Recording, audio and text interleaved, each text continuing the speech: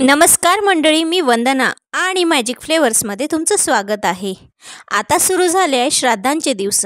या दिवसांमध्ये आपल्या पूर्वजांच्या स्मरणार्थ हे दिवस साजरे करतात.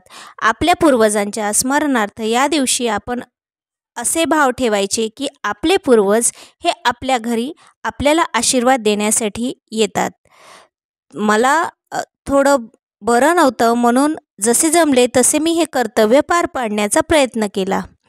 तर यासाठी सगळ्यात पहिले मी आपल्याला जेव्हा एवढा मोठा स्वयंपाक करायचा असतो त्यावेळी काय पूर्वतयारी करायला पाहिजे, तर ज्या भांड्यांमध्ये आपण हे सगळे पदार्थ तयार करणार आहे तर त्या कोणते कोणते भांडे लागणार आहे हे आधी काढून ठेवायचे. त्यानंतर आपल्याला जी बेसिक तयारी असते, जसं भाजी तोडून ठेवणे, डाळी भिजवून ठेवणे, त्यानंतर किती प्रमाणात आपल्याला कोणत्या कोणत्या वस्तू करायच्या त्या मेजर करून ठेवणे, या सर्व पूर्वतयारी आपण जर करून ठेवली तर आपल्याला खूप लवकर हा स्वयंपाक आटोपता येतो.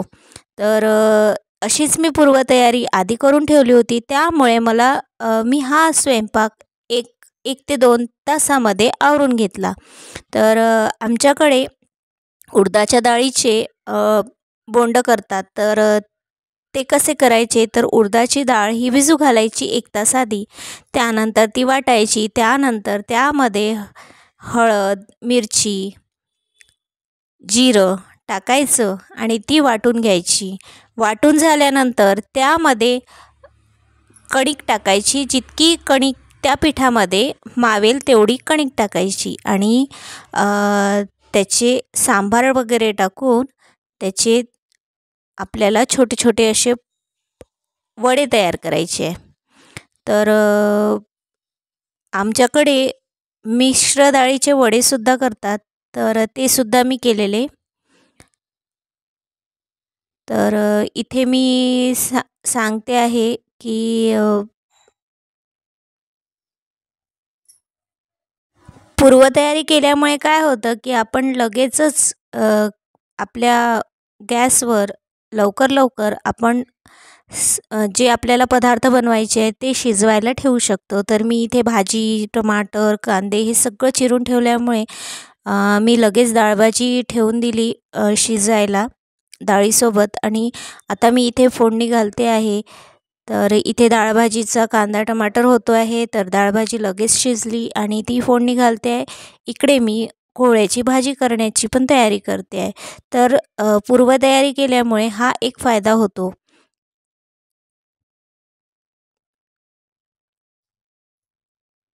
गॅसवर अन्न शिजवत असताना जो आपला वेळ असतो, तर त्या वेळेमध्ये मी ज्या गोष्टी असतात त्या करण्याचा प्रयत्न करत असते. तर बऱ्याच दिवसापासून आमच्याकडे थोडंसं तब्येती सुरू आहे. तर मलासुद्धा तब्येतीचाच प्रॉब्लेम झाला. तर तरीही काम हे करावंच लागतं.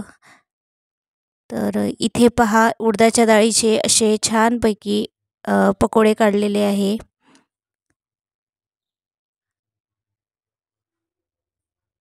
या सगळ्या गोष्टी करत असताना माझा एक अनुभव आहे की या सगळ्या गोष्टी करत असताना किचनमध्ये मला कोणीच नाही हवं असतं. कारण मी लगेच किचनमध्ये कोणी आलं की मला खूप भांबावल्यासारखं होतं. तर मी लवकरात लवकर सगळं स्वतःच करण्याचा प्रयत्न करते. पण हे करत असताना थोडा मानसिक तणावसुद्धा जाणवतो, कारण वेळेच्या आधी सगळ्या गोष्टी व्हायला हव्या असतात. पण ठीक आहे. तर इथे खीर आणि पुरी पण असते. तर तुमच्याकडे काय काय बनवतात श्राद्ध पक्षामध्ये, पितृपक्षामध्ये, तर ते मला कमेंट करून सांगा.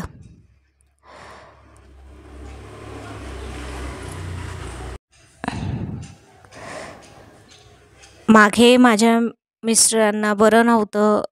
त्यांना थोडे मेडिकल इश्यूज सुरू होते. ॲक्च्युली 2 महिन्यापासून त्यांना मेडिकल इश्यूज सुरू होते आणि त्यामुळे घराकडे पण दुर्लक्ष होत होतं. त्यानंतर 73 वर्षाच्या माझ्या सासूबाई पण आहे, त्यांच्या पण मेडिकल इश्यूज सुरूच असतात. तर त्यांना सांभाळणे, मिस्टरांना सांभाळणे,